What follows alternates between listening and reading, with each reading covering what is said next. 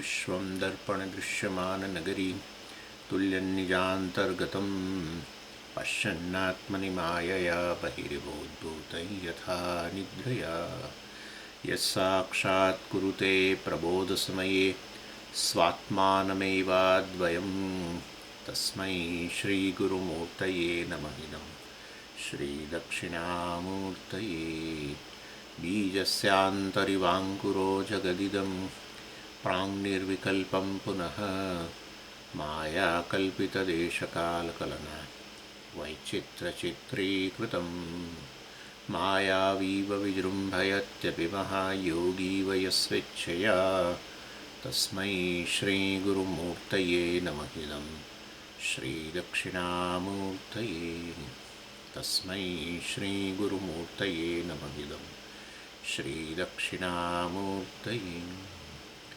ॐ सहना भवतु सहनौ भुनक्तु सह वीर्यङ्करवावहै तेजस्विनावधीतमस्तु मा विद्विषावहै।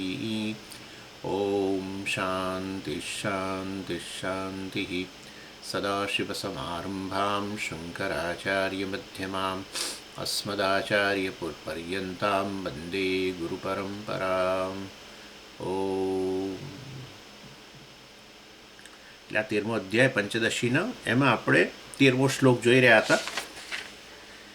એ પહેલાં જે છે 11મા શ્લોકની અંદર કહ્યું, શક્તિ શક્તાત પૃથંગ નાસ્તિ તદ્વદ દૃષ્ટેન ચાભિદા પ્રતિબંધસ્ય દૃષ્ટત્વાત શક્તિ અભાવે તુ કસ્ય સહ. એટલે આપણે સૃષ્ટિની વાત કરતા હતા અને સૃષ્ટિમાં વિવર્ત કારણ અર્થાત પરમેશ્વર જે છે એનામાં લેશ માત્ર પરિવર્તન આવ્યા વગર આવો પરિવર્તનવાળું જગતના રૂપમાં જણાઈ રહ્યો છે. તો પછી વાસ્તવમાં આપણે કંઈક પ્રકારની બ્રહ્મા જે નિર્વિકાર છે આવું વિકારી કેવી રીતે જણાય? એટલે પછી આપણે એક શક્તિની વાત કરી કે એક આ શક્તિ જે એનાથી અભિન્ન છે બ્રહ્મથી, એ શક્તિને કારણે બ્રહ્મ આવું જણાય છે. જેવી રીતે અજ્ઞાનને કારણે રજ્જુ સર્પ જણાય છે, એવી રીતે બ્રહ્મ હવે આ જગતના રૂપમાં જણાય છે, વિકારી જગતના રૂપમાં, જે સર્વગુણોથી પર છે એ આ ગુણોવાળું જણાય છે. માટે એ શક્તિ જે ગુણોથી યુક્ત છે એની આપણે એની કલ્પના કરી અને એ રીતે એ ત્રિગુણાત્મિકા માયા જે છે, શક્તિ જે છે એ બ્રહ્મથી અભિન્ન છે અને એ ખરેખર છે નહીં. એટલે ખરેખર છે નહીં અર્થાત વાસ્તવની અંદર મિથ્યા. તપાસ કરો તો બ્રહ્મ જ છે સર્વ કંઈ, અને પછી બ્રહ્મ જ છે તો ભાઈ માયાને કે શક્તિની તમે કેમ વાત કરો છો? કારણ કે હવે તમે જગતનો અનુભવ કરો છો. હા, કરીએ છીએ ને અમે તો. શરીર વગેરે બધાનો અનુભવ કરો છો, કરીએ છીએ. બસ તો પછી એ શરીર વગેરેની જે પ્રકારની સત્તા છે એ જ પ્રકારની સત્તા એ માયાની છે. કારણ કે એના કારણે બધું દેખાય છે. બ્રહ્મને જગ્યાએ આ બધા નામરૂપો દેખાય છે. શેને કારણે? તો કે આ શક્તિને કારણે છે. તો એટલે આ જગત જે છે વાસ્તવની અંદર મિથ્યા છે, એ આપણે જોઈ ગયા છીએ. ઘોડાની મેં તમે વાત કરેલી, ઘડો છે એમ ન કહેવાય, નથી એમ ન કહેવાય, વગેરે વગેરે.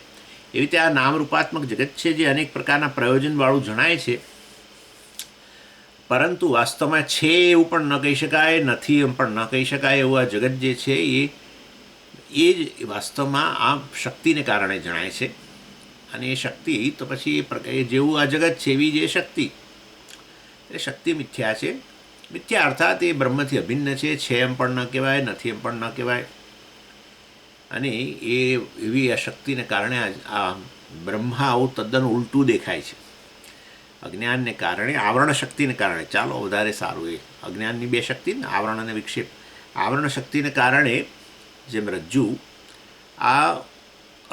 અને આવરણ એનું રૂપ ઢંકાઈ ગયું અને વિક્ષેપને કારણે છે એના કરતાં જુદું જણાય છે. નિર્દોષ રજ્જુ ઝેરીલા સાપ રૂપે જણાય છે, વગેરે વગેરે. ખરેખર વાસ્તવમાં છે નહીં. એટલે જ્યારે તમે સર્પને બદલે રજ્જુ જાણો તો પછી હવે તમે કયા જ્ઞાનને, કઈ આવરણ શક્તિની વાત કરશો? કશુંય નહીં. વિક્ષેપ કશુંય નહીં. એટલે પરંતુ જણાય છે ત્યારે તો ખરું જ ને.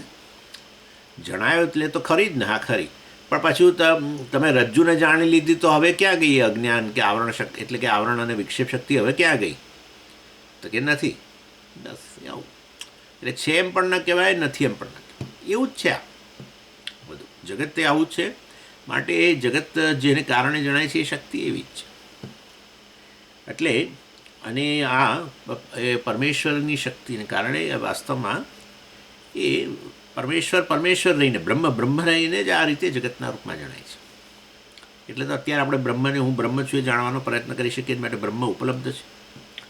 ઇનફેક્ટ બ્રહ્મ જ ઉપલબ્ધ છે, એનાથી અન્ય દેખાય છે એ આ માયાને કારણે છે. એવું છે. તમે એની આવરણ શક્તિને કારણે બ્રહ્મ નથી જણાતું, અને વિક્ષેપ શક્તિને કારણે જગત જણાય છે. એવું છે. રજ્જુ નથી જણાતી, આવરણ શક્તિને કારણે રજ્જુની જગ્યાએ સર્પ દેખાય છે, વિક્ષેપ શક્તિને કારણે. અને પછી મેં પણ સમજાવ્યું હતું તમને બહુ વિસ્તારથી માયા શબ્દનો અર્થ ને બધું બહુ સમજાવ્યું હતું. 109મો શ્લોક વિવેક ચૂડામણીનો લઈને સાંગાપ્ય સંગાપ્ય ઉભયાત્મિકાનો વગેરે વગેરે આપણે વિવેક ચૂડામણીમાં ભણી ગયા હતા. અને પાછું આ શ્લોક જ્યારે મેં તમને પહેલાં જ્યારે સમજાવ્યો હતો, 11મો શ્લોક આ 13મા અધ્યાયનો, આ વેકેશન પહેલાં, ત્યારે બહુ વિશેષ મતલબ કે આખો વિસ્તારથી ફરી પાછો અર્થ સમજાવ્યો હતો અને કહ્યું હતું પણ ખરું માયા મિથ્યા છે. એટલે જે લોકોએ જરા જોવું હોય, રિફર કરવું હોય તો વિવેક ચૂડામણીમાં જઈ શકો, અથવા આ શ્લોક મેં જ્યારે લીધેલો પહેલાં 11મો શ્લોક, અને ત્યારે આ બધું વિસ્તારથી માયા વિશે વાત કરી હતી, ત્યાં જઈને જોઈ શકો. કારણ કે આ તો જેટલી વાર વેકેશન પડે પછી પાછું હાલ્યા ભણ તો પછી આનું આ જ ચાલ્યા કરે. એટલે શક્તિ શક્તાત પૃથંગ નાસ્તિ, શક્તિ શક્તાત શક્તિમાનથી પૃથંગ નાસ્તિ. એ તો બહુ સરળ છે. શક્તિમાનથી શક્તિ પૃથક રહી શકે જ નહીં. તદ્વત દ્રષ્ટે ન ચ અભિદા, એટલે એવું જોવામાં આવ્યું જ છે. દ્રષ્ટે ન ચ અભિદા. અચ્છા, એટલે વાસ્તવની અંદર ન ચ અભિદા એટલે સારું, શક્તિમાનથી પૃથક નથી, તો પછી શક્તિ જ શક્તિમાન છે એમ કહી દો ને. ન ચ અભિદા, અભિદા એટલે અભેદ એટલે આ રીતે. તો શક્તિમાનથી પૃથક નથી, તો શક્તિ જ શક્તિમાન છે એવું કહી દો. શક્તિ બરાબર શક્તિમાન ના, શક્તિમાન અને શક્તિમાં ભેદ છે. શક્તિમાન શક્તિ ધરાવનાર શક્તિમાન કહેવાય. એનીવે, એટલે શક્તિમાનથી અભિન્ન હોવા છતાંય શક્તિ બરાબર શક્તિમાન, શક્તિ જ શક્તિમાન છે, શક્તિમાન જ શક્તિ છે એવું ન કહી શકાય. કેમ? પ્રતિબંધસ્ય દૃષ્ટત્વાત, શક્તિનો પ્રતિબંધ જણાય છે, શક્તિમાં વધઘટ જણાય છે. પેલો ચેતન એવો ને એવો બેઠો છે. મારી વાક શક્તિ છે, મારાથી અભિન્ન છે, બરાબર છે. તમે જોઈ શકો છો સ્વામીજીની વાક શક્તિ જુદી દેખાય છે. આ સ્વામીજી ના બાજુ એમની વાક શક્તિ બહાર ઊભી છે, આવું ના દેખાય. મારી સ્મરણ શક્તિ છે, મારી ઈચ્છા શક્તિ છે, મારી ક્રિયા શક્તિ છે, કશું ઉચકી શકું છું, દોડી શકું છું શક્તિને કારણે. એ બધું મારાથી અભિન્ન છે કે નહીં? અભિન્ન જ છે. તો પછી સ્વામીજી તમે જ બરાબર શક્તિ, તમે જ બરાબર દોડવાની શક્તિ, તમે જ બરાબર સ્મરણ શક્તિ, તમે જ બરાબર વાક શક્તિ, બોલવાની શક્તિ. ના, શક્તિમાં વધઘટ થાય છે. બોલવાનું કદાચ બંધ જ નથી, ભગવાન કરે નહીં થાય, પણ બોલવાનું બંધ થઈ જાય. બોલવાનું બંધ થઈ જાય છતાંય પેલો ચેતન તો એવો ને એવો બેઠો જ છે હજુ. એટલે શક્તિ જે છે એમાં પ્રતિબંધ આવે છે, વધઘટ આવે છે, અવરજવરે આવે. પહેલાં સ્મરણ શક્તિ ઓછી હતી ને હવે વધી જાય એવું એ બને. તો રામદેવજીની દવાઓ કરો તો પછી એ બધું બને કે જે બ્રાહ્મી વાપરો ને અશ્વગંધા ને આમ ને તેમ ને ફલાણું ને ખાવા માંડો, બદામનું તેલ વાપરો ને તમારી જોરદાર શક્તિ આવશે નામ ને તેમ. અમારા બાદામ રોગાન તેલ યુઝ કીજીએ એવું કહે છે. તમારો ચહેરો ચમક થઈ જશે ને. અમે તો 100 ગ્રામ તેલ પેલા બળદની પીવડાવ્યું તો બળદે દૂરથી ચમકવા માંડ્યો. તો આવડે આવું બધું એમને બોલતા. બોલો, બળદ કે છે કે ચકચકાટ દેખાયો અમને દૂરથી. 100 ગ્રામ તેલ પીવડાવી દીધું એને. એટલે આવું બધું સાંભળવાનું આપણે, મોટું હૃદય રાખી અને સાંભળવાનું.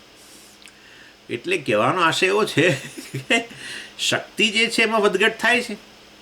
સ્મરણ શક્તિ ઓછી થાય, આ છે તે છે, પ્રતિબંધિત થઈ જાય. લોકો બિચારાઓને આલ્ઝાઇમર ને ફલાણા ઢીકણા કેવા રોગો થાય છે, ભૂલી જાય, બધું સંપૂર્ણપણે ભૂલાઈ જાય. પત્નીને ના ઓળખી શકે, આવું એ બને, મા બાપને ન ઓળખી શકે. એનીવે, એટલે શક્તિ બરાબર શક્તિમાન ન બોલાય. શક્તિમાન એવો ને એવો બેઠો છે, હજુ ચેતન મતલબ એવો ને એવો છે, શક્તિમાં વધઘટ થાય છે. શક્તિ શક્તિમાનથી અભિન્ન છે, છતાંય શક્તિ અને શક્તિમાન વચ્ચે અભેદ છે એવું ન કહેવાય. ન ચ અભિદા પ્રતિબંધસ્ય દૃષ્ટત્વાત, પ્રતિબંધન આવો જોવા મળે છે. શક્તિ અભાવે તું કસ્ય સહ, અને માટે શક્તિ ન હોય તો પ્રતિબંધ શેનો હોય? શક્તિ તો હોવી જ જોઈએ ને, એનો જ પ્રતિબંધ થાય છે. ચેતન પર તો કોઈ પ્રતિબંધ આવતો જ નથી. શક્તિમાં વધઘટ એટલે પેલો ચેતનમાં વધઘટ એવું થાય છે? કશું નથી થતું. ઇનફેક્ટ પેલો ચેતન જો વધુ કહી શકે કે અમારી શક્તિ ઓછી થઈ ગઈ છે, મારી ચાલવાની શક્તિ પહેલાં 4 કિલોમીટર ચાલતો હતો, 2 કિલોમીટર ચાલું છું, પહેલાં આટલું યાદ રહેતું હતું, હવે આટલું, હવે વધારે બોલું તો હાંફ ચડે છે, ફલાણું ઢીકણું, આમ તેમ બધું બોલી શકે છે. એટલે શક્તિ જે છે એ વાસ્તવની અંદર આ રીતે વધઘટ થાય એની નોંધ લેનારો ચેતન એવો ને એવો જ બેઠો છે. એ શક્તિ એનાથી ભિન્ન નથી, છતાંય શક્તિમાં વધઘટ વગેરે પ્રતિબંધ વગેરે આવી શકે. એટલે માટે શક્તિ બરાબર શક્તિમાન ન કહી શકાય. ચાલો પછી, અને તો પછી કહે છે 12મા શ્લોકમાં કહે છે શક્તે કાર્યાનુમેયત્વાત અકાર્ય પ્રતિબંધનમ જ્વલતો અગ્નિર્દાહે સ્યાત મંત્રાદિ પ્રતિબંધતા.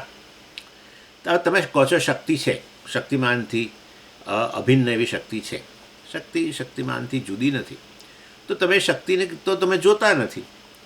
સ્વામીની વાક શક્તિને તમે જોઈ શકો છો? નથી જોઈ શકતા. સ્વામીની સ્મરણ શક્તિ જોઈ શકો છો? નથી જોઈ શકતા. તો પછી શક્તિ રહેલી છે શક્તિમાનમાં એવું તમે કેવી રીતે કહી શકો? દેખાતી તો છે નહીં, સંભળાતી છે નહીં, સૂંઘાતી છે નહીં, એકે ઇન્દ્રિયથી એનો પ્રત્યક્ષ જ નથી થતો શક્તિનો. તો શક્તિ શક્તિમાનમાં રહેલી જ છે એવું તમે કેવી રીતે કહી શકો? એટલે કહ્યું શક્તિ હે કાર્યાનુમેયત્વ. એ વાક શક્તિને કારણે પેલા જે શબ્દો બહાર આવે છે એનું કાર્ય કહેવાય. એ શબ્દો પરથી અનુમાન થાય. આ શબ્દો બોલાઈ રહ્યા અને પરથી અનુમાન થાય છે કે સ્વામીજીમાં વાક શક્તિ છે. સ્વામીજી કશું યાદ કરીને બોલે, હા સ્વામીજીને યાદ રહે છે બધું, હા એમ. સ્વામીજી શું આપણે ત્યાં જમ્યા હતા ભિક્ષામાં, એ એમને યાદ રહેશે, સારું. નામ ભૂલી જાય પણ આવું બધું બહુ યાદ રહે. એટલે વાસ્તવની અંદર કહેવાનો આશય એવો છે, સમજો, કાર્યાનુમેયત્વાત, શક્તિનું જે કાર્ય છે, જે અભિવ્યક્ત થાય, શક્તિમાંથી જે સર્જાય, વાક શક્તિમાંથી શબ્દ સર્જાય વગેરે વગેરે, એના પરથી તમે અનુમાન કરી શકો કે શક્તિ રહેલી છે શક્તિમાનમાં. બાકી શક્તિ સીધે સીધી દેખાય નહીં ઇન્દ્રિયથી, કે શક્તિ સીધે સીધી સંભળાય નહીં, સૂંઘાય નહીં, શક્તિનો સ્પર્શ ના થઈ શકે. શક્તિમાનનો સ્પર્શ થાય પણ શક્તિનો સ્પર્શ ના થાય. એટલે આ રીતે કાર્યાનુમેયત્વાત અકાર્ય પ્રતિબંધનમ, અને એટલે કાર્ય પર પ્રતિબંધ આવે અકાર્ય, એટલે એ કાર્ય ન કરી શકે તો આપણે કહીએ કે શક્તિ પ્રતિબંધિત થઈ, કુંઠિત થઈ. જ્વલત અગ્નિ અદાહે સ્યાત, એ જમાનાનું ઉદાહરણ કે અગ્નિ ભળ ભળ ભળ બળી રહ્યો હોય, અગ્નિ અદાહે જ્વલત અગ્નિ, આ ભળભળ બળી રહેલા અગ્નિમાં અદાહે સ્યાત, આટલો ભળભળ અગ્નિ બળે છે ને છતાંય આ વ્યક્તિ તો એના પર ચાલે છે. મેં જોયું, પેલા કોઈ જગ્યાએ ગણપતિ મંદિરમાં દક્ષિણ ભારતમાં ગયા હતા, તો ત્યાં એ વ્યક્તિ પેલા યજ્ઞકુંડમાં જ પેલો ઉતર્યો, ભળભળ બળતા અગ્નિમાં ઉતર્યો અંદર. અમારે બધાને દેખતા 200 માણસ ઊભું હતું, ઉતર્યો અંદર અને પાછું બહાર નીકળ્યો એવો ને એવો, ફોલ્લાય નહીં. એટલે એ ઉદાહરણ આપે છે. એટલે આવું કંઈક છે ખરું. મંત્રાદિ પ્રતિબદ્ધતા, મંત્ર વગેરેને કારણે એ અગ્નિની દાહ શક્તિ પ્રતિબંધિત થઈ ગઈ છે. માટે હશે એવા મંત્રોને બધું પહેલાંના જમાનામાં તો બધું મંત્ર શક્તિ જ હતી. આપણે જોઈશું પછી, હમણાં આવે છે બધું શક્તિના બધા વિવિધ રૂપોની વાત આવશે. ચાલો પછી 13મા શ્લોકમાં કહે છે દેવાત્મશક્તિમ સ્વગુણૈર નિગૂઢા મુનય અવિદન પરાસ્ય શક્તિર વિવિધા ક્રિયા જ્ઞાન બલાત્મિકા.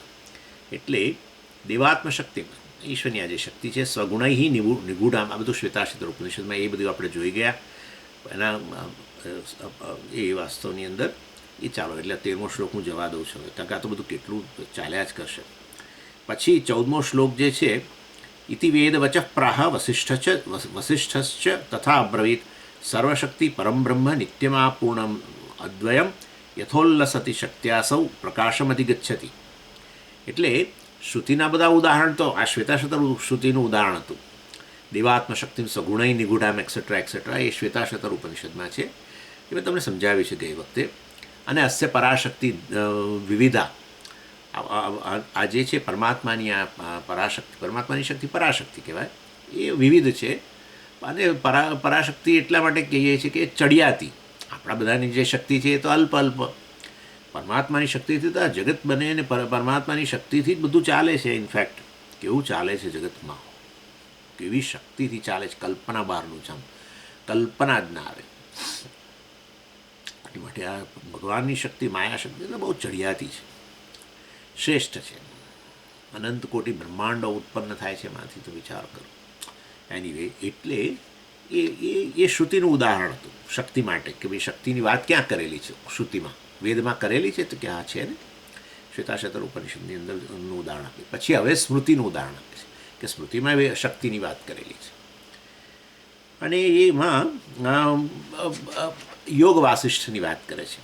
મહર્ષિ વસિષ્ઠજી છે, આમ તો આપણે ભગવદ્ ગીતામાં માયા ભગવાને કહ્યું, માયા મેતામ તરંતી તે એક્સેટ્રા એક્સેટ્રા. ભગવાને કહ્યું મારી માયા શક્તિને તરી જવું હોય તો તું મારું શરણ લે તો તું મારી માયા શક્તિ તરી જઈશ, વગેરે વગેરે બધું. એટલે ભગવાને કહી જ છે, માયા શક્તિની વાત કરેલી છે. પરંતુ અહીંયા યોગ વાસિષ્ઠની વાત કરે છે. આ આચાર્યની યોગ વાસિષ્ઠ, ઘણા આવું હોય છે, કેટલાક આચાર્યોએ જે તે વસ્તુનો અભ્યાસ કર્યો હોય ને એમાં એમને રુચિ આવી ગઈ હોય એટલે એ એને કોટ કરે.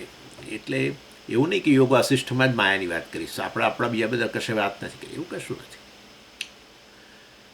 એટલે વેદની અંદર ઋષિઓએ પરમેશ્વરની આ માયારૂપ શક્તિ કહી. વેદ સ્વતઃ પ્રમાણ છે, અને માટે એની પ્રામાણિકતા માટે બીજા પ્રમાણોને લાવવાની જરૂર નથી. પરંતુ એને સમજવા માટે કદાચ એ ન સમજાય વેદના મંત્રો વગેરે, તો પછી આપણે સ્મૃતિમાં જઈએ, કારણ કે વેદના જ શ્રુતિનો જ અર્થ સ્મૃતિમાં પ્રગટ કરવામાં આવે છે, પણ જરા થોડો સરળ બને એ રીતે પ્રગટ કરવામાં આવે છે. માટે એ આપણે શ્રુતિના મંત્રો ન સમજાયા હોય કોઈ, તો સ્મૃતિ ગ્રંથમાં જઈને સમજી શકીએ. એવો અર્થ એવો નથી કે શ્રુતિના વાક્યોને પ્રામાણિક સિદ્ધ કરવા માટે સ્મૃતિ પાસે જઈએ છીએ. ના, શ્રુતિના વાક્યોને સમજવા માટે. એટલા માટે તો ઘણીવાર કહે કે આ સ્મૃતિ એ ભગવદ્ ગીતા વગેરે ન સમજાતું હોય તો ચાલો પુરાણો, પછી પુરાણો કે મહાભારત ઇતિહાસ. હા, આજે છે આપણું રામાયણ, વાલ્મીકી રામાયણ છે, એક મહાભારત છે, બધા ઇતિહાસ ગ્રંથો. ઇતિહાસ આવું બન્યું હતું પહેલાં એમ, અથવા તો પછી પુરાણો, એમાં તો વળી વધારે ડાયલ્યુટ કરીને બધી વાર્તાઓ, મતલબ કે કથાઓના રૂપમાં. એટલે સિદ્ધાંતોને સમજવા, વેદના સિદ્ધાંતોને સમજવા વેદ પાસે ગયા અને ન સમજાયા તો કંઈ નહીં, સ્મૃતિ પાસેથી, ઇતિહાસ ગ્રંથો પાસેથી કે પુરાણ ગ્રંથો પાસે જઈને, મતલબ એનો અભ્યાસ કરવાથી એના એ જ વસ્તુ, કે એ જ વસ્તુનો વિસ્તાર કરવામાં આવ્યો. પુરાણ એટલે વિસ્તાર કરવો, એટલે વેદના સિદ્ધાંતોને વિસ્તારથી સમજાવ્યા કથાઓ કરીને. આપણે કરીએ ને પેલા બાળકોને આપણે કંઈક વસ્તુ કહેવી હોય, કોઈ સાદો, મતલબ કે એને કોઈ સિદ્ધાંત સમજાવો સત્ય વચન વગેરે વિશે, સત્યનું પાલન કરવું જોઈએ, સત્યનું મૂલ્ય હોવું જોઈએ વગેરે, તો આપણે એક કથા જેવું બનાવીને એક વાર્તા કરીએ ને, અને અંતમાં પછી એને કહીએ કે જો સત્યનું એટલે આ રીતે મૂલ્ય હોવું જોઈએ વગેરે વગેરે. એવું છે. પુરાણો બધી બહુ વિસ્તારથી, 18 પુરાણો છે ને 18 ઉપપુરાણો છે. 18 પુરાણ, 18 ઉપપુરાણ, બધા પાછા વેદવ્યાસજીએ જ રચ્યા. એટલે એવું કહેવાય છે. એનીવે, એટલે વેદના શબ્દોને સમજવા માટે આપણે સ્મૃતિ ગ્રંથોનો આશ્રય લેતા હોઈએ છીએ. એટલે અહીંયા સ્મૃતિ ગ્રંથનો આશ્રય લે છે. એ વેદમાં જે માયાશક્તિની વાત કરી એને પ્રમાણિક સિદ્ધ કરવા માટે આપણે સ્મૃતિ પાસે નથી જતા. એટલે ત્યાં યોગ વાસિષ્ઠના ઉત્પત્તિ પ્રકરણની અંદર 100મા સર્ગની અંદર આ સર્વશક્તિ કરીને 5મા શ્લોકની અંદર આ પ્રકારે આવે છે. અને વસિષ્ઠજીએ કહ્યું કે બ્રહ્માના 2 રૂપ છે, પર અને અપર. એટલે અજ્ઞાનને કારણે જે રૂપ ઉપસ્થિત થાય છે અત્યારે, અજ્ઞાનને કારણે આપણે આ જગત જોઈએ અને જગતને પછી ઈશ્વરના રૂપમાં જોઈએ. એટલે અજ્ઞાનને કારણે ઈશ્વર રૂપની અંદર અપર રૂપ કહેવાય, ચડિયાતું નહીં. અપર એટલે ઉતરતું એટલે કારણ કે મિથ્યા છે ને, ઈશ્વર પણ મિથ્યા, અર્થાત જગત મિથ્યા. એટલે શું સમજી, જગતને ઈશ્વર કહો તો ઈશ્વર મિથ્યા થાય, બરાબર જ છે. પણ મિથ્યા થયો એટલે શૂન્ય નહીં ભાઈ. મિથ્યા આવે છે ને એટલે આપણે તરત ફેંકી દેવું એમ, એવો નહીં. મિથ્યા એટલે એના ગર્ભની અંદર કંઈક સત્ય વસ્તુ બેઠેલી છે. હા, મિથ્યા ક્યારે સત્યથી ભિન્ન હોઈ જ ન શકે. મિથ્યા સર્પ કહ્યો તો ત્યાં રજ્જુ નામની ઠોસ વસ્તુ તો છે તો જ ને. રજ્જુ જ ન હોય તો સર્પની ક્યાં વાત કરવાની હતી? હા, એટલે મિથ્યા શૂન્ય સર્પ અને મિથ્યા સર્પમાં ફેર છે. બિલકુલ જેનો અભાવ છે એવો સર્પ. ભાઈ અભાવ હોય તો પછી હવે બોલવાનો અર્થ જ નથી ને. અભાવ તો જ્યારે અભાવ કહેતા હોય તો સર્પનો અભાવ કે પછી બીજો અભાવ, ગમે તે અભાવ હોઈ શકે. એટલે અહીંયા મિથ્યાનો અર્થ અભાવ નથી. મિથ્યાનો અર્થ જેનો અનુભવ થાય છે પણ જાણે કે છે, બસ. મિથ્યા એટલે જાણે કે છે. સર્પ જાણે કે છે, ખરેખર નથી.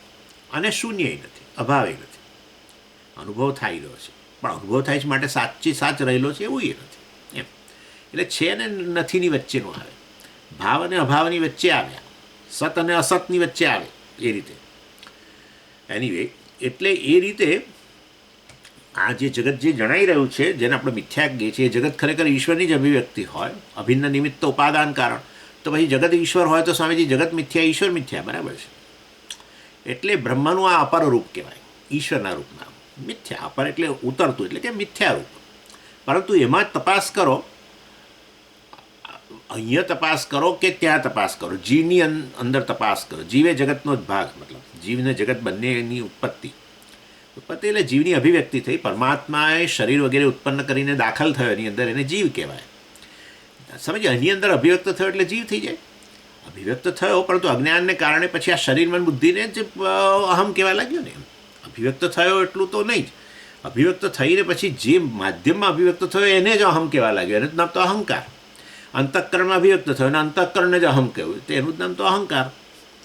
વ્યક્તિપણું, જીવપણું, અને પછી શરીર સુધી વિસ્તરી ગયું. એટલે પોતાને આ રીતે બીજો કોઈ ચેતન છે જ નહીં. એટલે પરમાત્મા જ અભિવ્યક્ત થયો.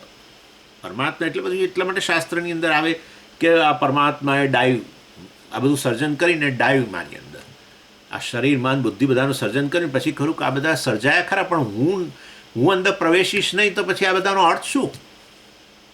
એટલે હવે શરીર, મન, બુદ્ધિમાં હું પ્રવેશું, કરતા ભોગતા બનવું અને આ જગતનો ઉપભોગ કરું, એનો અનુભવ કરું. ચેતન ન હોય તો ક્યાં અનુભવ થાય? એટલે વાસ્તવની અંદર જીવ નામની કોઈ વસ્તુ નથી. પરમાત્મા જ અંતઃકરણમાં અભિવ્યક્ત થયું નામ જીવ, બીજું શું? અંતઃકરણમાં પ્રવેશ શ્રુતિ કહે છે. પ્રવેશ શ્રુતિ એટલે એ રીતે આ પ્રવેશ થાય ત્યારે જ અજ્ઞાનને, ત્યારે જ પોતાનો જીવ માનવા માંડે. જેવો અભિવ્યક્ત થયો પોતાનો જીવ. જાણે કે પેલો સૂર્ય જે છે એ પેલા પાણીની ડોલમાં પ્રવેશ્યો અને પોતાની જાતને હવે બસ એટલો રૂપિયાના સિક્કા જેટલો માનવા લાગ્યો. એના જેવી વાત છે. સમજી ગયા?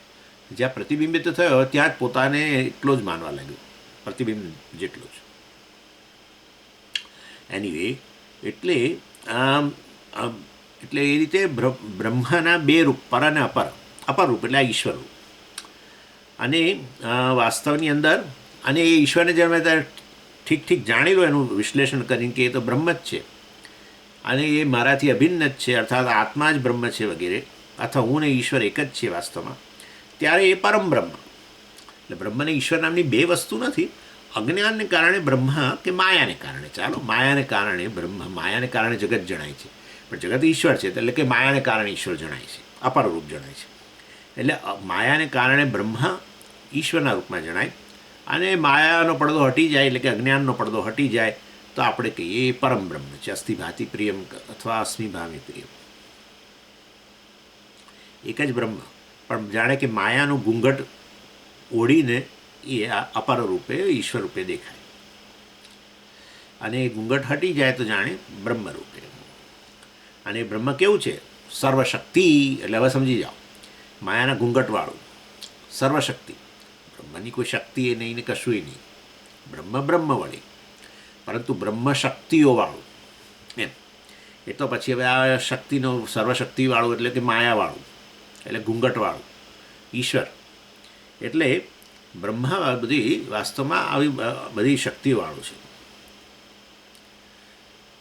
એટલે જે વસ્તુને આપણે કલ્પના ન કરી શકીએ એવી વસ્તુઓ બધી કરે છે બ્રહ્મ, શક્તિઓ. એટલે એટલે અને એ વિરાટ રૂપનું જે છે વાસ્તવમાં પરિચ્છિન્ન દૃષ્ટિવાળાઓને દર્શન એટલા માટે તો ભગવાને પેલું 11મા અધ્યાયમાં બતાવ્યું ત્યારે અર્જુન છક થઈ ગયો, બાપરે. અને જે ભગવાને બતાવ્યું વિશ્વરૂપ બતાવ્યું, એટલે આ વિશ્વ હું છું એમ કહ્યું. એટલે આટલું સારું વિશ્વરૂપમાં આમ તો ખરેખર તો અર્જુનને અંદર આવી જ જવો જોઈએ, પણ નથી આવ્યો, અર્જુનને બહાર રાખ્યો દેખાડવા માટે. હા, અર્જુનને દેખાડ્યો હશે, ખબર નહીં, મને ખબર નથી કે જો અર્જુન તું જો પેલો આ બાણ ચલાવું છું અને જો પેલાને તે મારી નાખ્યો, ફલાણાને મારી નાખ્યો, જો તમારે ચિંતા ના કરો, હાથમાં લઈ લે ધનુષ્ય તે છોડી દીધું છે, મૂકી દીધું છે નીચે, અને ફસડાઈ પડ્યો છું તું, એ હવે ઊભો થા પાછો જો. હા, એટલે સ્વામી દયાનંદજી મહારાજ જ્યારે રાષ્ટ્રપતિને મળવા ગયા, અબ્દુલ કલામને બહુ રસ હતો આમાં. અબ્દુલ કલામ ભગવદ્ ગીતાનો બહુ સારો એવો અભ્યાસ કરેલો, અને એટલે પૂજ્ય સ્વામીજીને મુલાકાત આપી હતી કે અને આવ્યા એટલે પ્રશ્નો તૈયાર રાખ્યા હતા. એમાં એક પ્રશ્ન હતો આ કે વિશ્વરૂપ ભગવાને બતાવ્યા, તો સાયન્ટિસ્ટ હતા ને, તો એટલે કે વિશ્વરૂપ ભગવાને બતાવ્યું તો પછી અર્જુન કેવી રીતે બહાર રહી ગયો? એટલે પછી સ્વામીજીએ કહ્યું કે ભાઈ વિશ્વરૂપ કહીએ છીએ આપણે, પણ તો એ પૂરેપૂરું ન કહેવાય, કારણ કે અર્જુન બહાર રહીને જોઈ રહ્યો છે, જે જોઈ રહ્યો છે દૃશ્યના રૂપમાં, તો પછી હજુ એ દ્રષ્ટા બહાર રહી ગયો છે, તો એ વિશ્વરૂપ કેવી થતો? વિશ્વમાં તો એનો સમાવેશ થઈ જવો જોઈએ. એટલે વિશ્વરૂપ તો કહેવા માટે કહીએ છીએ મોટા પૂરેપૂરું, લગભગ પૂરેપૂરું. એટલે ચાલો એની એટલે એ આમાં મિથ્યારૂપ ભગવાને લઈ લીધું, એમ આમ જાણે ઉત્પન્ન કર્યું અને લઈએ લીધું. એટલે મિથ્યા. સત્ય હોય તો કશું જાય નહીં, બસ સત્ય વસ્તુ કદી જાય નહીં, કોઈ બદલાવ ના આવે, કશું ના થાય. આયારામ ગયારામની વસ્તુ જ ના હોય સત્યની અંદર. આયારામ ગયારામ આવ્યું એટલે પતી ગયું, જન્મ મૃત્યુવાળો, મતલબ ઉત્પન્ન કરવું એને બાદ કરવું વગેરે. એટલે ઈશ્વર મિથ્યા સમજો, આ તો તમે ચોંકી ના જશો. મિથ્યા એટલે વાસ્તવની અંદર બ્રહ્મ, એ જ સચ્ચિદાનંદ બ્રહ્મ વાસ્તવમાં માયા થકી ઈશ્વર. હવે માયા થકી ઈશ્વર, તો માયા મિથ્યા, માટે માયા થકી જે જણાય એ મિથ્યા જ હોય ને, એવી વસ્તુ છે. માયા કે અજ્ઞાન થકી હું બ્રહ્મ વાસ્તવમાં અજીવ રૂપે જણાવું, તો પછી સમજી અજ્ઞાનથી હું આવો જણાતો હોઉં, અજ્ઞાન મિથ્યા, તો પછી વાસ્તવની અંદર જીવપણું મિથ્યા ખરું કે નહીં? હા, મિથ્યા.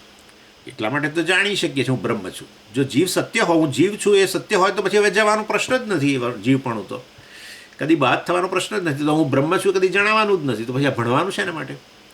એટલે આ તો અજ્ઞાનને કારણે હું જીવ જેવો ભાસું છું. અજ્ઞાન કે માયાને કારણે બ્રહ્મ જગત રૂપમાં ભાસે છે, એ કે ઈશ્વર રૂપમાં ભાસે છે, એમ એ રીતે કહેવું જોવાનું. ચાલો, એટલે આ બધું સર્વશક્તિ માયા દ્વારા થાય છે. એટલા માટે જ હજારો વર્ષોથી આ પ્રશ્ન ચાલે છે, પરમાત્મા સાકાર છે કે નિરાકાર? એ તમારે જે અંદરો અંદર બરાબર યુદ્ધ થાય છે, સાકાર છે કે નિરાકાર. એક કે છે નિરાકાર, બીજો કે સાકાર. ના, સાકાર જ છે, પેલા કે ના નિરાકાર જ છે. આના કારણે સાકાર કે નિરાકાર એ પ્રશ્ન ન હોવો જોઈએ, કારણ કે આકારવાળો, રૂપોવાળો વગેરે જો જણાતો હોય તો એ મિથ્યા છે, અને નિરાકાર છે એ સત્ય છે. એ નિરાકાર જ સાકાર જણાય છે, બસ આટલું છે. બે નથી, સાકાર અને નિરાકાર. સાકાર ઈશ્વરનું સાકાર રૂપ ને ઈશ્વરનું નિરાકાર, બે જુદા ઈશ્વર એવું કશું છે નહીં. બ્રહ્મના બે રૂપ છે, તમે જ બોલ્યા ને સ્વામી, પણ એ તો એક મિથ્યા ને એક સત્ય. સત્ય વસ્તુ મિથ્યાના રૂપમાં જણાય, બસ આટલું. સત્ય હોય મિથ્યાના રૂપમાં જણાય, અને એ જણાવવા માટે કંઈક કલ્પના કરવી પડે, એને એ ઉપાધિ થકી મિથ્યા જણાય. જેમ અજ્ઞાન થકી હું સચ્ચિદાનંદ બ્રહ્મ વાસ્તવમાં જીવ રૂપે જણાવું છું, એવું એવી જ રીતે એ જ બ્રહ્મ સચ્ચિદાનંદ જે છે વાસ્તવમાં માયા થકી શું જણાય? જગત રૂપે જણાય, ઈશ્વર રૂપે જણાય. પછી શું કહે છે જુઓ, હા, સર્વશક્તિ પરમ બ્રહ્મ, બે વસ્તુ સમજાઈ ગઈ. નિત્યમ આપૂર્ણમ અદ્વયમ નિત્યમ, એટલે કાળનું અસ્તિત્વ જેમાં હોય, એ કાળને અસ્તિત્વ પ્રદાન કરનારો જે છે કેવો હોય? નિત્ય હોય. કાળને અંતર્ગત હોય, કાળમાં આવનારો હોય એ અનિત્ય હોય, પણ કાળને અસ્તિત્વ પ્રદાન કરનારો હોય એ તો નિત્ય જ હોય, કાળથી પર. એનીવે,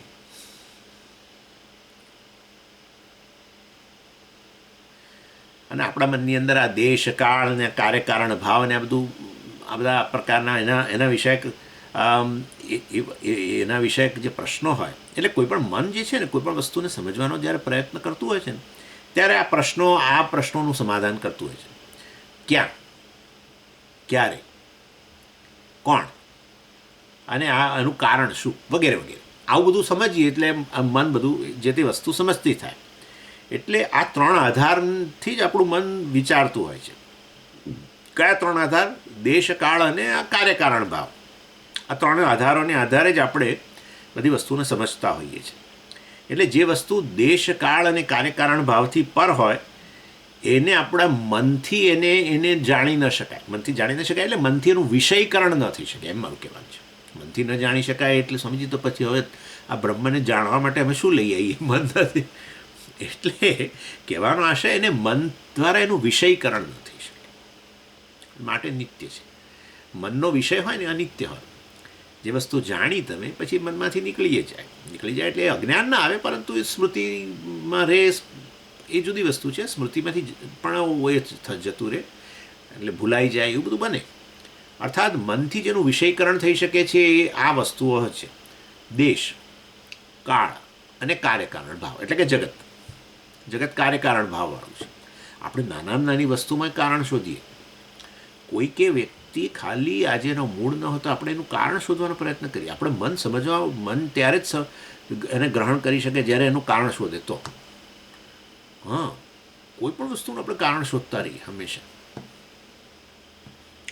આ પૂર્ણમ, આ સમંતાત પૂર્ણમ, પૂરેપૂરો પૂર્ણ, એમ મતલબ હોલ. પૂર્ણ એટલે હોલ, એનાથી અન્ય કશું છે જ નહીં, એમ. આ વસ્તુ યાદ રાખજો. એના જેવું બીજું કંઈ નથી એવું ક્યારેક બોલીએ છીએ, પરંતુ હું જ બોલું છું પહેલાં. હવે મને સમજાય છે કે એ વસ્તુ ગરબડ કરી શકે એમ છે. એના જેવું બીજું નથી એવું ન બોલાય. અદ્વયમ એટલે એના જેવું બીજું કશું જ નથી. ના ભાઈ, અદ્વય કે અદ્વૈત એટલે એના જેવું બીજું કશું. ના, આવું ન બોલાય. તો હું કહું કે મારા જેવું બીજું કશું જ નથી, તો આ કહેશે મારા જેવું કશું બીજું નથી, તમે જ મારા જેવા નથી, એવું આ કહી શકે ને? એ કહેશે હું એવી વિશિષ્ટ જ છું. પેન એટલે કેવી, એમ કહું છું. એ પણ એમ કે હું વિશિષ્ટ જ છું. હું કહું અને વસ્તુ હકીકત છે. પણ સમજીએ, એ તો હવે પેન છે. મનુષ્ય તો કહી શકે ને તમારા જેવા. ના, કોઈ મનુષ્ય મારા જેવું શું ન કહી શકે. એ તો ના, પણ તમારા જેવા દેખાતા હોય તો બને છે એવું ઘણી વાર. કોઈક મને જોઈને એમ કહે છે કે તમે તો દક્ષિણ ભારતના છો, ફલાણું, અને કંઈક ફલાણું નામે આપી દે છે મને, સ્વામિનાથન ને એવું. એટલે ભાઈ હું સ્વામી ખરો પણ સ્વામિનાથન નથી, સમજો. એટલે વાસ્તવ કોઈ કહી દે ફલાણ તમે. અને મેં પહેલાં ક્યારેક પેલી વિભૂતિ કરેલી હોય ને કે મંદિરમાં ગયા હોય ને પેલો પ્રસાદ વિભૂતિ ના આપે તો આમ કરીને આમ કર્યું હોય, સ્વામિનાથન. એક બંગાળી બી મારા મિત્ર હતા, મને કહે તમે અમારા બંગાળી જેવા જ દેખાવ છો. ગમે તે હોય, એ વ્યક્તિ બિલકુલ મારા જેવો હોય તો સ્વભાવ એનો જુદો હોઈ શકે, સ્વામી ન પણ હોઈ શકે. અને સ્વામી હોય ને સ્વભાવે મારા જેવું બધું હોય તો એ હું મુક્તાત્મા છું એવું તો ના જ હોય, હું માનું ત્યાં સુધી. એટલે કહેવાનો આશય દરેક વસ્તુ, બ્રહ્માંડની બધી જ વસ્તુ, જ્યારે હું કહું કે મારા જેવું બીજું કશું જ નથી, તો બીજી વસ્તુ પણ એવું જ કહી શકે કે મારા જેવું બીજું કશું નથી. માટે આ તદ્દન ખોટી વસ્તુ છે. અદ્વય કે અદ્વૈતનો અર્થ મારા જેવું બીજું નથી, નહીં બોલવાનું. મારાથી અન્ય કાંઈ નથી. તો પછી આ બધું તો છે. અમે તમે સામે બેઠા છીએ, આ બધું બરાબર છે. અમે તમે સામે બેઠા છો, તમે કહો છો મારાથી અન્ય કાંઈ નથી. પણ કયો હું? શરીર તો પછી જોવા જશે તો અબજો છે, બીજા અબજો શરીરો છે. આ બધાનો જે સાક્ષી છે વાસ્તવની અંદર, આ બધાને અસ્તિત્વ પ્રદાન કરનારું જે બ્રહ્મ છે, ચૈતન્ય છે, સચ્ચિદાનંદ છે, એનાથી અન્ય કંઈ નથી. જે કંઈ જણાઈ રહેલું છે નામ રૂપ બધા મિથ્યા છે. માટે અન્ય ગણવું હોય તો એની સમાન સત્તાનું જોઈએ, એટલું યાદ રાખવાનું. તમારે ગણવું હોય તો વાસ્તવની અંદર, દાખલા તરીકે સમજીએ, આ કેટલી ક્લિપ છે? તો કે 2 ક્લિપ છે. કઈ રીતે ગણી? તો એક આ રહી અને એક આ રહી. તો તમે બીજી કઈ રીતે ગણી? આ જેવી આ છે એવી આ છે સ્વામીજી. અને માટે વાસ્તવની અંદર આ બંને સમાન સત્તાની વસ્તુ છે. સમાન સત્તા એટલે બંને સમાન રિયાલિટીની વસ્તુ છે.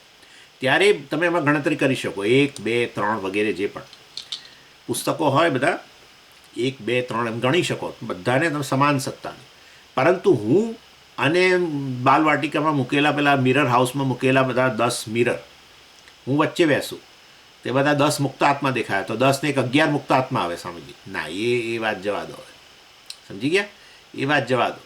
એટલે તમે ભૂલમાં એ 1થી વધારે કપ ચા નહીં લાવો. ભલે 11 મુક્ત આત્મા હોય, 11 સ્વામીઓ બેઠા છે, ચલો 11 કપ લઈ જાઓ. 1 કપથી નહીં, કોઈ 11 કપ લઈને આવે તો આપણે કહીએ ભાઈ ચલો તમને દાખલ કરીએ ક્યાંક, સમજો. એટલે વાસ્તવની અંદર કેમ અહીંયા 11 ન ગણ્યા, 1 + 10 બીજા કેમ ન ગણ્યા? સમાન સત્તાની વસ્તુ નથી. એ પ્રતિબિંબ છે, હું બિંબ છું, હું સત્ય છું, એ તો મિથ્યા છે. એટલે જગત મિથ્યા છે. અને વાસ્તવમાં એટલે જે તમે આ દ્વૈત જોઈ રહ્યા છો એ બધું આ મિથ્યામાં જોઈ રહ્યા છો. માટે દ્વૈત મિથ્યા છે. એનું અધિષ્ઠાન, પ્રત્યેક વસ્તુનું અધિષ્ઠાન આ હોય કે હું હોઉં, એક જ વસ્તુ અધિષ્ઠાન છે. એક જ વસ્તુ, એક જ આત્મા, આ હોય કે આ હોય. અસ્થિ ભાતિ પ્રિય. અહીંયા ભાતિ નથી, મતલબ કે અહીંયા ચેતનતા નથી જણાતી, કારણ કે સૂક્ષ્મ શરીર નથી, એટલું જ છે. પણ સત તો છે, અસ્થિ તો છે. અસ્થિ ઇતિ સત. અહીંયા અસ્થિ છે ને અહીંયા અસ્થિ છે. અસ્થિમાં કોઈ ભેદ જ નથી. જે ભેદ છે નામરૂપમાં ભેદ છે. એક રૂપ અને આ બીજું રૂપ. એ રૂપની દ્રષ્ટિએ ભેદ ખરો, દ્વૈત ખરું. પરંતુ રૂપ જેમની અંદર રહેલું છે, જેના કારણે એનું અસ્તિત્વ છે પ્રત્યેક રૂપનું, અસ્થિ એની અંદર ક્યાં રહેલું છે સ્વામી? ક્યાં નથી મને કહો? એક કણ આનો કાઢશું, એક કણ આમાંથી, સમજી? કણ છે, પતી ગયું, આવી ગયું અસ્થિ, આવી ગયું. તમે એનાથી એને ભાગ પાડો તો એ અસ્થિ, પરમાણુ અસ્થિ, ફલાણું અસ્થિ, અસ્થિ અસ્થિ. આ અસ્થિનું જ ઘનીભૂત રૂપ થઈ ગયું. આ તો અસ્થિનું ઘનીભૂત રૂપ. અસ્થિ જ કાઢી લો અંદરથી, કશું રહ્યું જ નહીં. છે પણ જ કાઢી લો તો રહ્યું જ નહીં કશું, સમજી ગયા? અને અહીંયાથી અસ્થિ કાઢી લો, કશું રહે નહીં. એટલે એક અસ્થિ એવું છે જે અહીંયા ને એની વચ્ચે અવકાશ, એમાંય અવકાશ અસ્થિ તમે કહેશો, આકાશ છે એટલે આ અસ્થિથી જ બધું ભરેલું છે, છલો છલ.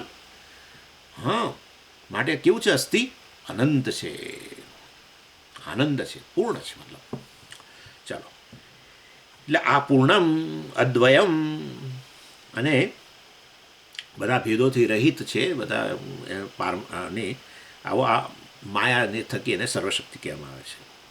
એટલે એનું વ્યવહારિક રૂપ કહેવાય. બ્રહ્મનું વ્યવહારિક રૂપ આ માયા થકી રૂપ, અને વ્યવહારિક રૂપ કહો, મિથ્યા રૂપ કહો, એક જ વસ્તુ છે. એટલે માયા વિશિષ્ટ છે આ ઈશ્વર રૂપ, અને માયા રહિત છે પારમાર્થિક રૂપ. એ પર અને અપર બંને એ રીતે વિચારી શકો.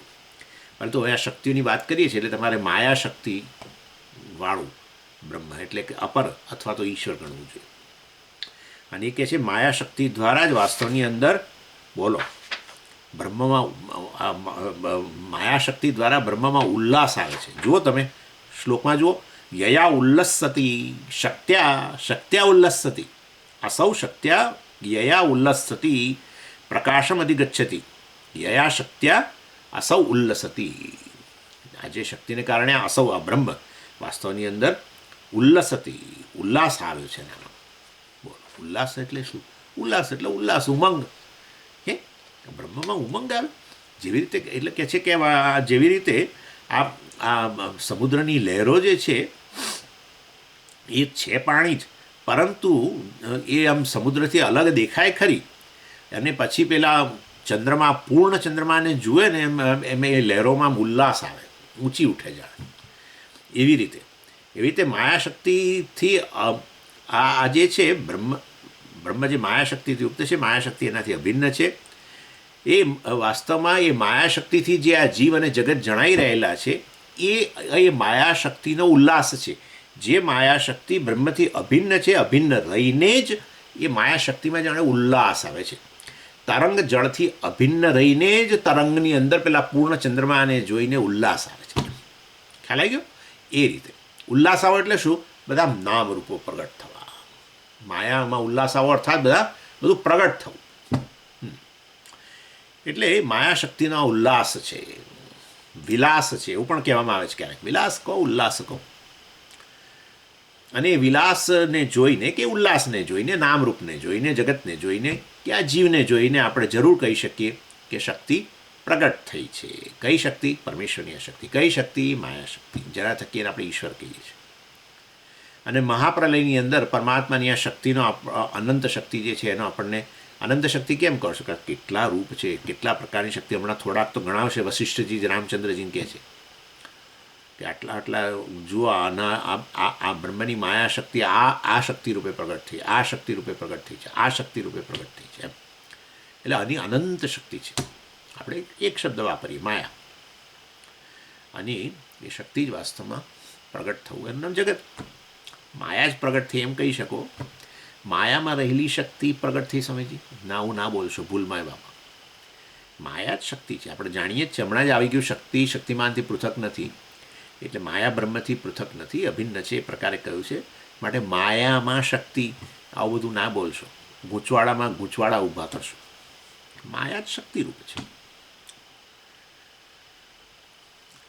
એટલે મહાપ્રલયની અંદર પરમાત્માની અનંત શક્તિ જે છે એનો આપણને ખબર ન પડે નેચરલી.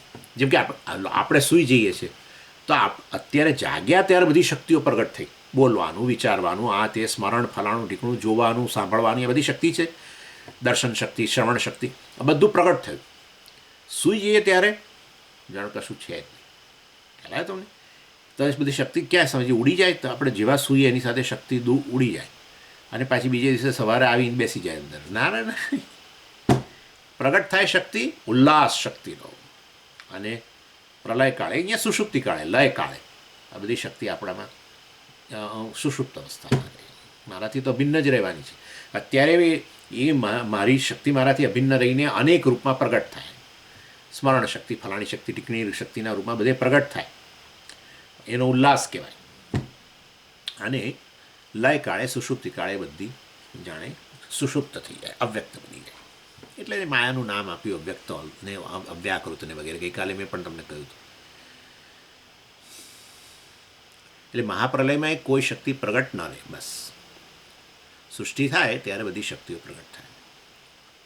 એટલે સૃષ્ટિ થાય ત્યારે કારણની શક્તિ પ્રગટ થાય ને એમ. કારણની શક્તિ જે છે એ પ્રગટ ક્યારે થાય? કાર્ય ઉત્પન્ન થાય ત્યારે. એટલે માટે અહીંયા અત્યારે આ જગતમાં જે જુઓ દર્શન કરવાની વાત છે, ઈશ્વર દર્શન, બ્રહ્મ દર્શન કરવું એ એક જુદી વાત છે. હવે ઈશ્વર દર્શન કેમ? કારણ કે શક્તિનું દર્શન કરવાની વાત કરી રહ્યા છે. શક્તિનું દર્શન કરવાનું અર્થાત બ્રહ્મ માયાથી યુક્ત છે એના દર્શન કરો. એટલે ઈશ્વર દર્શન કરવા હોય તો આ બધી જુદી જુદી શક્તિઓ જ્યારે અભિવ્યક્ત થઈ રહી છે ત્યારે તમે ઈશ્વર દર્શન કરી શકો. અને એની શક્તિની અભિવ્યક્તિ આ હવે બતાવે છે 15, 16 ને 17 શ્લોકની અંદર. ચિત શક્તિર બ્રહ્મણો રામ શરીરેષુ ઉપલભ્યતે સ્પંદ શક્તિશ્ચ વાતેષુ દાઢ્ય શક્તિ તથોપલે. પછી કહે છે આગળ, દ્રવશક્તિસ તથા અંબસુ દાહ શક્તિ તથા નલે અને શૂન્ય શક્તિસ તથાકાશે નાશ શક્તિર વિનાશિની યથાંડે અંતર મહાસર્પ જગદસ્થી તથાત્મની. વાહ! એટલે રામચંદ્રજીને તો આ યોગ વાસિષ્ઠ તો એ જ છે. રામચંદ્રજીને ઉપદેશ આપે છે વસિષ્ઠ ઋષિ. રામચંદ્ર એટલે તો ભગવાન મનુષ્ય અવતાર, ભગવાનનો ઉપદેશ આપવા ભાઈ બરાબર છે. પણ આવો મનુષ્ય અવતાર લીધો તો પછી જે બીજા મનુષ્યો જે છે એ જે પ્રકારે વ્યવહાર કરે એ પ્રકારે વ્યવહાર કરે ને. એટલે બીજા મનુષ્યોએ શું કરવું જોઈએ એ પોતે પોતાનો દાખલા દ્વારા સમજાવે, પોતાનો દાખલો આપે. એટલે દશરથ રાજાજીને નમસ્કાર કરે ને બધી માતાઓને કૈકેયીને કૌશલ્યાજીને બધાને નમસ્કાર કરે, ભાઈઓને ગળે વળગે ને આ કરે ને તે કરે, પત્નીનો બરાબર કાળજી લે ને. હા, ચિસરાજીની બહુ કાળજી લેતા હતા. એટલે આ બધું બતાવે કે આદર્શ પતિ કેવા હોય વગેરે વગેરે. અર્થાત આપણે આદર્શ ન બની શકીએ બીજા માટે, પણ આપણે રામચંદ્રજી આપણો આદર્શ હોય તો આપણે આપણા જીવનની અંદર કંઈક અંશે બધી વસ્તુ લાવીએ તો જેવું રામચંદ્રજીની જેવી સ્થિતિ આવી એવી સ્થિતિ આપણી આવી જાય. હું કહી શકું હું રામ છું, રામ કે હું મુક્તાત્મા છું એવું, અથવા હું ફલાણા છું. હા, ભેદ ના રહે, સમજી જાઓ. આમ બોલીએ ખરા આપણે, આપણા હૃદયમાં જ રામ બેઠો છે. બોલવાનું તો આપણે પૂછવાનું જ નહીં. પણ જેવું કહીએ કે તમે રામ છો, મને બોલશો નહીં, તમે હશો તો હશો, અને તમે ના બોલશો હું તો કહું છું પાપમાં પડશો. પેલા તિરુપતિ વાળા, નાબા ચાલનાવાળા, એ બધા આવું બોલે. વેદાંતિની તો સૂંઘવાના પણ નહીં ભૂલમાં. એમની તો એવી અધોગતિ થવાની છે, યાદ રાખજો. એકની જ ગતિ થવાની છે, શ્રેષ્ઠ ગતિની એ છે વેદાંતિ. બાકી બીજી જ્યાં પણ ગતિ થશે ત્યાંથી આ ગતિ થવાની છે, હા પાછી. એટલે તો માટે ભગવાને કહ્યું, આ બ્રહ્મ ભુવના લોકા પુનરાવર્તિનો અર્જુન. બ્રહ્મલોક એટલે વૈકુંઠ, બ્રહ્મલોક એટલે સાકેત, બ્રહ્મલોક એટલે ફલાણો, જેનો જે કૈલાસ, એને જ બ્રહ્મલોક કહેવાય. ઇન શોર્ટ, જ્યાં જશો ત્યાંથી પાછા આવશો. ખુદ ઈશ્વર કહે છે ભગવદ્ ગીતા, એકની જ ગતિ શ્રેષ્ઠ છે, અને એ છે જેને ક્યાંય જવાનું નથી. જન્મ જ નહીં ને, વાત પૂરી થઈ ગઈ. જન્મ જ નહીં, ગતિ આ ગતિ બધું ક્યાં કોને આવે? એ સંસારને અંતર્ગત. એ બધું તો બીજા બધાનું. હું બ્રહ્મ છું જાણીને જ, કે રામ છું જાણીને જ વાસ્તવમાં આ બધી ગતિ આ ગતિમાંથી મુક્ત બની જાઓ. ચાલો, આપણે તો એ લોકો તો બિચારાઓને બહુ ખરાબ લાગે ને આવું આપણે કહીએ હું રામ છું. એનીવે, પરંતુ અહીંયા રામચંદ્રજીનો ઉપદેશ આપે છે યોગ વાસિષ્ઠજી, કે તું રામ છું અથવા તું બ્રહ્મ છું, એવો ઉપદેશ. પરંતુ એ રામચંદ્રજી કઈ રીતે સાંભળતા હશે, કલ્પના કરો. યોગ વસિષ્ઠજી કે હા બધી બ્રહ્મની જ શક્તિઓ બધી પ્રગટ થઈ છે, ત્યારે રામચંદ્રજી કેવી રીતે જોતા હશે એ મને કલ્પના નથી આવતી. હા, પોતાની જ. તુલસીદાસજી સરસ કે ત્યાં પેલા આપણે બાલકાંડની અંદર છે આઈ થિંક, કે ભગવાનનો જન્મ થયો ને પછી પેલા ઘૂંટણીઓ ચાલતા હશે ને, તો કહે છે આ બ્રહ્માંડનો નાથ, જેના રોમે રોમની અંદર હજારો બ્રહ્માંડ રહેલા છે, એવો અત્યારે આ ઘૂંટણીએ મહેલની અંદર આમથી આમ ફરી રહ્યો છે. એટલે એવી વસ્તુ છે.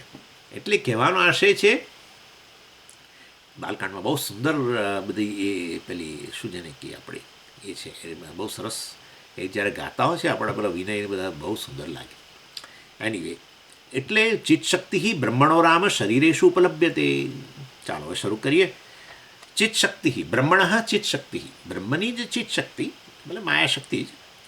હે રામ શરીરેશુ ઉપલભ્યતે. શરીરમાં કયા રૂપમાં ઉપલબ્ધ છે? બ્રહ્મની ચિત્તશક્તિ, ચેતન શક્તિ, ચેતનતાના રૂપમાં ઉપલબ્ધ છે. આ ચેતન છે.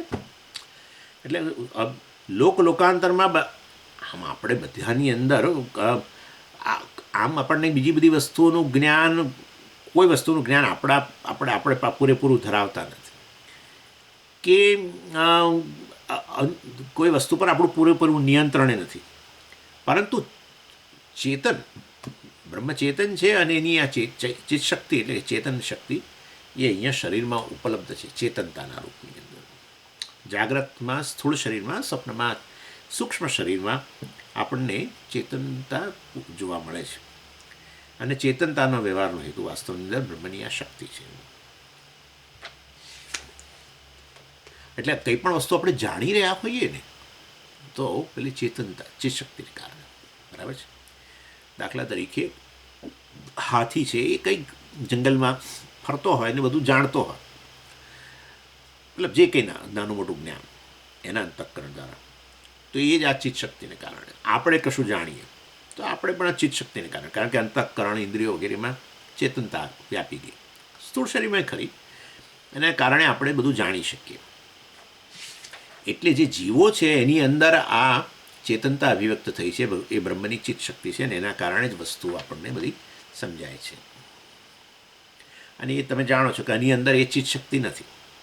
બરાબર? કારણ કે એ ચિત્તશક્તિ પ્રગટ થવા માટેનું જે માધ્યમ જોઈએ એમાં નથી. બસ શક્તિ પ્રગટ થવા માટે માધ્યમ જોઈએ. એટલે વાસ્તવની અંદર આ જે છે આપણી વીજળીની જે છે પેલી દાહ શક્તિ, વીજળીની દાહ શક્તિ પ્રગટ થવા માટે શું જોઈએ? પેલી હોટ પ્લેટ જોઈએ. બરાબર ને? હોટ પ્લેટ હોય તો પ્રગટ થાય. એ જ વીજળીની વાસ્તવમાં જે કુલિંગ પાવર પ્રગટ થવા માટે આપણું રેફ્રિજરેટર વગેરે જોઈએ, કે એર કન્ડિશનર જોઈએ. એ જ વીજળીની જે પેલી શું ગતિશક્તિ પ્રગટ થવા માટે પંખો વગેરે જોઈએ. મોટર વગેરે, એટલે આપણી મોટર ચાલે વગેરે. એટલે આ રીતે એક જ વીજળી છે, એની વિવિધ પ્રકારની એ શક્તિ, એ વીજળીની જ વિવિધ શક્તિ એ વાસ્તવમાં પ્રગટ થવા માટે અલગ અલગ માધ્યમ જોઈએ. એવી રીતે માયા જે બ્રહ્મની આ જે શક્તિ છે, માયા શક્તિ, એ પ્રગટ થવા માટે વિવિધ પ્રકારના માધ્યમો, એમાં અંતઃકરણ વગેરે માધ્યમ બને છે. કઈ શક્તિ પ્રગટ થવા માટે? માયા બ્રહ્મની એ ચિત્ત શક્તિ પ્રગટ થવા માટે. વાસ્તવમાં એ માયાની ચિત્ત શક્તિ ના બોલશો, નહીં તો તમને થાય કે આ ચિત્ત શક્તિ માયામાં રહેલી છે. એવું નહીં, બ્રહ્મની શક્તિ, બ્રહ્મ જ બોલવાનું, કારણ કે માયા નામની કોઈ એવી સ્વતંત્ર વસ્તુ નથી જે અત્યારે બ્રહ્મથી જોડાયેલી છે. એવું કશું છે નહીં. જેમ છે કે નથી એ પણ નક્કી નથી થઈ શકતું. સમજો બધું. એટલે બ્રહ્મની શક્તિ બોલવાનું આપણે. ઠોસ વસ્તુ, માયા નામની કોઈ ઠોસ વસ્તુ હોય તો પછી આપણે કહીએ કે માયાની શક્તિ સમજીએ, બ્રહ્મની નહીં. પણ અત્યારે માયા બ્રહ્મથી જોડાયેલી છે, પણ છે શક્તિ માયાની, એવું નહીં. બ્રહ્મની શક્તિ બોલવાનું છે, માયા શક્તિ એની એ જ બધા વિવિધ રૂપોના રૂપમાં જણાય છે એમ. અને એ રીતે વાસ્તવની અંદર પછી છે વાયુની સ્પંદન શક્તિ. ચાલો એનાથી આગળ ચિત્ત શક્તિ પછી શરીરે શું ઉપલબ્ધ છે, એટલે આ બધા શરીરો, વિવિધ પ્રકારના શરીરો એમાં પ્રગટ થાય છે ચિત્ત શક્તિ. સ્પંદ શક્તિ છે વાતેશું. જો હવે આ 4 મહાભૂતોની પહેલાં વાત કરે છે. આ મહાભૂતો પ્રગટ થયા છે ને, બરાબર. માયા શક્તિ થકી આપણે જાણીએ છીએ મહાભૂતો, તો મહાભૂતોમાં એ શક્તિ પ્રગટ થઈ. તો કહે છે કે વાયુમાં કઈ શક્તિ છે? સ્પંદ શક્તિ, અર્થાત હલનચલન. વાયુને કારણે હલનચલન છે. અત્યારે મારા હાથ હાલે છે કારણ કે પેલા પ્રાણને કારણે હાલે છે. જો પ્રાણ શક્તિ બહુ જ ઓછી થઈ જાય, પ્રાણ આપણા બહુ નબળા પડી જાય ને, તો પછી હાથે ઊંચો ના થાય. હા, એવું જ થાય છે. વ્યક્તિના પ્રાણ એકદમ નબળા પડી ગયા, અત્યારે પથારી વસશે ને પ્રાણ એકદમ નબળા પડી ગયા, કશું ખાઈ પી શકતા નથી, માટે પ્રાણ નબળા પડી ગયા છે. તો એને તમે કહો કે હાથ આટલો અદ્ધર કરો, હાથ અદ્ધર કરો, હું તમારું પેલું ફલાણું ઠીક કરી આપું, કશું ના થાય. એ તમારે કરવું પડે. એટલે વાસ્તવની અંદર વાયુની સ્પંદન શક્તિ, એટલે હાલવું ચાલવું વગેરે. એટલે શરીરમાં પણ હાલવું ચાલવું એ વાયુને, એટલે કે પ્રાણને કારણે છે. બહાર જે વાયુ એ અંદર પ્રાણ, બહાર અગ્નિ એ જ અંદર આપણું ટેમ્પરેચર, બહાર જળ એ આપણે અહીંયા બધું લોહી ને ફલાણું બીજા બધા પ્રવાહીઓ અંદર એનું એ જ બધું. બહાર જે પૃથ્વી તત્વ એ જ અહીંયા અંદર કેલ્શિયમ ને કાર્બન ને પેલું મેગ્નેશિયમ ને આયર્ન ઓછું થઈ ગયું છે સ્વામીજી હમણાં, કેલ્શિયમ ઓછું થઈ ગયું છે. એ બધું આ પૃથ્વી તત્વ અંદર કોઈ જે બહાર એ જ અંદર. એટલે કહીએ છીએ કે બહાર અધિભૂત અને આ અંદર અધ્યાત્મ, અહીંયા અધ્યાત્મ, એ બંને વાસ્તવની અંદર ફેર છે નહીં. બહાર જે અધિભૂત એ અહીંયા અધ્યાત્મ, અથવા અહીંયા અધ્યાત્મમાં જે છે એ બહાર અધિભૂત રૂપે છે, કોઈ ફેર જ નથી. અને બંનેને જોડનારું તત્વ જે છે એ વાસ્તવમાં અધિદૈવ ઈશ્વર. ઈશ્વર જ જીવન જગતના રૂપમાં વ્યક્ત થયો, અધ્યાત્મના અધિભૂતના રૂપ. એટલે આ અને ભોજનને પણ આ રીતે વાસ્તવમાં પચાવીને પછી શરીરના બધા જ ભાગોને પોષણ પહોંચાડવાનું કામ પણ, એટલે પહોંચાડવું એટલે એ હલનચલન થયું ને, એ પણ આ બધા પ્રાણવાયુ. એટલા માટે આપણે પેલો કયો કહીએ છીએ વાયુ બોલો, ત્યાં જો કે તમને તો હું બોલવાનું કહીશ તો તમે બધા ફટાફટ બોલવા માંડશો. પણ પેલો વ્યાન એટલે વ્યાપનું હતી. વાસ્તવમાં સમાન જે પચાવવાનું કાર્ય કરે, અને પચેલો જે છે અન્ન જે છે, અન્ન રસ જે છે, એને બધા જ ભાગોમાં પહોંચાડીને પોષણ આપવાનું કાર્ય પેલો વ્યાન કરે. એટલે મતલબ આ પ્રાણ જ છે ને. અને આપણી વાક, આપણે અત્યારે આ સ્પીચ, વાક, આપણી વાગિન્દ્રિય અને મન પણ સ્પંદન કરે છે. અનેક પ્રકારના વિચારો, ઘણીવાર તો વધારે પડતું સ્પંદન થતું હોય છે, ખૂબ સ્પંદન થાય અંદર. એટલે વાસ્તવની અંદર એ સ્પંદન જે થઈ એનું હલનચલનમાં કોણ જવાબદાર સમય? એ પ્રાણ જ જવાબદાર. પ્રાણાયામ દ્વારા તમે જ્યારે પ્રાણનો આમ બિલકુલ નિરોધ કરી દો તો મન આપોઆપ જ નિરુદ્ધ થઈ જાય. એટલા માટે મેં કહ્યું હતું, જો તમને યાદ હોય નિર્વાણ ષટકમમાં મેં કહ્યું હતું કે દાખલા તરીકે નિર્વિકલ્પક સમાધિ, સ્વામીજી મારા મનને બિલકુલ વિચારોથી બિલકુલ મુક્ત કરી દેવું છે મારે, એક પણ વિચાર ના જોઈએ. કુંભક પ્રાણાયામ કરો. કુંભક એટલે શું? એટલે આપણે પૂરક શ્વાસ અંદર લઈએ, બરાબર, અને પછી રેચક એટલે બહાર કાઢી લે, અનુલોમ વિલોમ કર્યા. પરંતુ અહીંયા શ્વાસ અંદર લેવાનો અને બહાર નીકાળવાનો, છોડવાનો નહીં. જુઓ, નાક બંધ રાખજો તો જ થાય. નાક ખુલ્લો હા થઈ નહીં મૂકો તો નીકળી જશે. દબાઈ દેવાનું, શ્વાસ અંદર લઈ અને પછી દબાઈ દેવાનું. તમે જોજો તમારું મન કશું વિચારી નહીં શકે, કશું જ નહીં વિચારી શકે. અથવા છોડી દીધો એકવાર શ્વાસ, પછી બિલકુલ શ્વાસ લેવાનો જ નહીં. બહિષ્કુંભક કહેવાય નહીં, પેલું અંતઃકુંભક હતું. બિલકુલ મનમાં વિચાર જ નહીં આવે. એટલે જો પ્રાણને નિરુદ્ધ કર્યા તો મન પણ નિરુદ્ધ થઈ ગયું. માટે મનના હલનચલન માટે કોણ જવાબદાર છે? વૃત્તિઓ વગેરે ઉત્પન્ન થાય છે એ બધી પ્રાણ જવાબદાર છે. એટલે પ્રાણની સ્પંદન શક્તિ બધે રહેલી છે એમ. એટલે આપણે ઊંઘની અંદર પણ આપણા પ્રાણ ચાલતા રહે છે, પરંતુ આપણે પેલી ચેતન શક્તિ નથી હોતી. નહીં તો પ્રાણ રહ્યા, બાકી બધું તો લય પામી ગયું ઊંઘમાં. પેલા પ્રાણ છે એ ચેતન શક્તિ, એટલે ચેતન શક્તિ એટલે અહમપણુંની અંદર અહમપણું નથી રહેતું. અહમપણું તો ચેતન શક્તિને કારણે જ આવે. એટલે પ્રાણમાં અહમપણું નથી આવતું.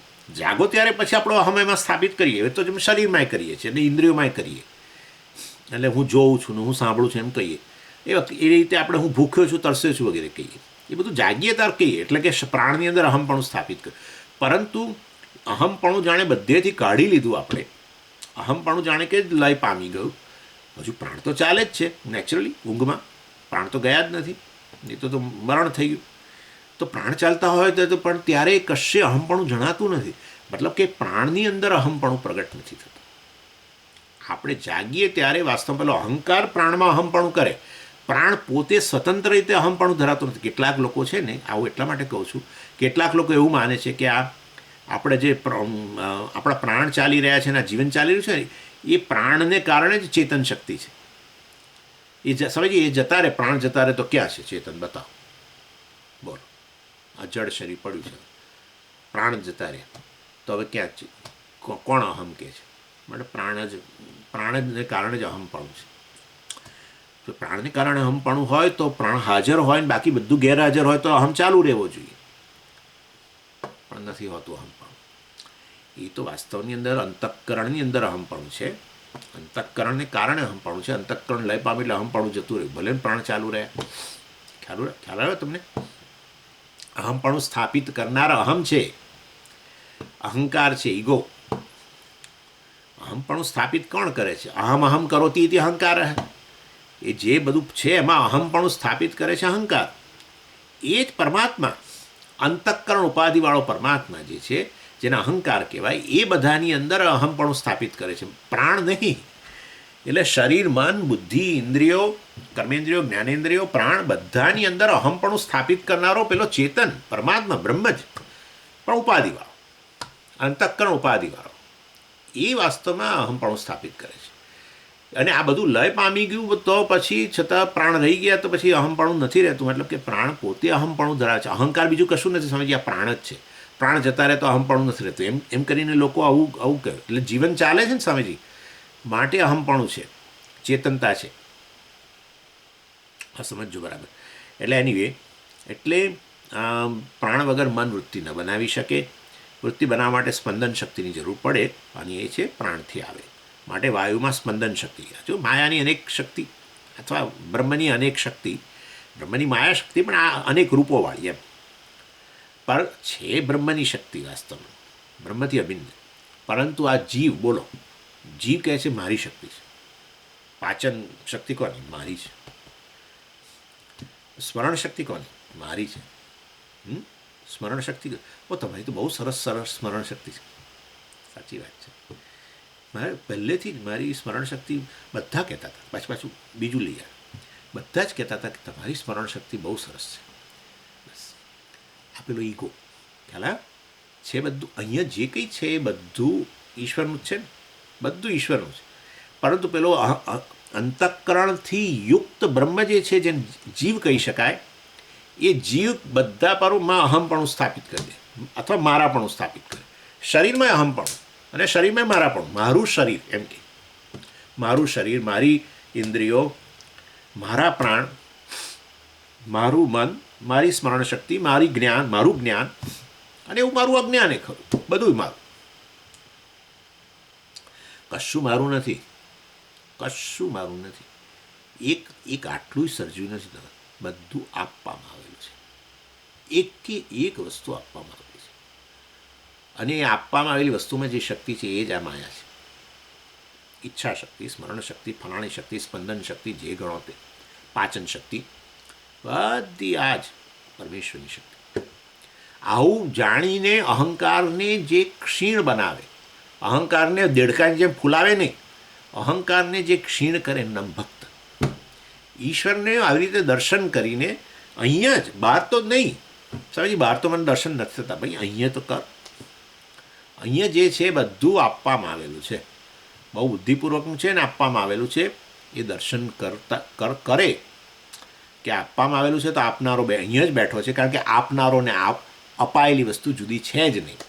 નિમિત્ત ઉપાદાન કારણ એક જ છે, માટે વાસ્તવની અંદર જે અપાયેલું છે એ જ ઈશ્વર છે, આપનારો ઈશ્વર છે, ને જે અપાયું છે, જે કાર્ય ચાલી રહ્યું છે એ ઈશ્વર જ કરી રહેલો છે, ઈશ્વરના નિયમોથી ચાલે છે. સ્વામીજી, ઈશ્વરની કૃપા ક્યાં જોઈએ? અહીંયા જ જુઓ.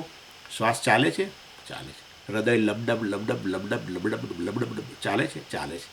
આંખ ખોલીને જોઈ શકો છો, જોઈ શકે છે. કાન તમારા અત્યારે સાંભળી શકે છે, સાંભળી શકે છે. મોઢું તમારું ખુલે છે, હા ખુલે છે. કેટલાકને મોઢા ખુલતા જ નથી, કેટલાકને ખુલે છે, બંધ નથી થતા. અને ખોલેલા મોંમાં કે કોગળો, અરે કોગળો નહીં, કોળીઓ મૂકીને અંદર ઉતરતો નથી. સમજીએ, અહીંયા જ ડૂમો બાજી ગયો છે. જે ચાલી રહેલું છે બધું નિયમપૂર્વક ચાલી રહ્યું છે, અને સરસ રીતે ચાલી રહ્યું છે. માટે તમે એક સફળ વ્યક્તિ છો. ઈશ્વરની કૃપાથી હું સફળ છું. ઈશ્વરની કૃપાથી સફળ વ્યક્તિ છું.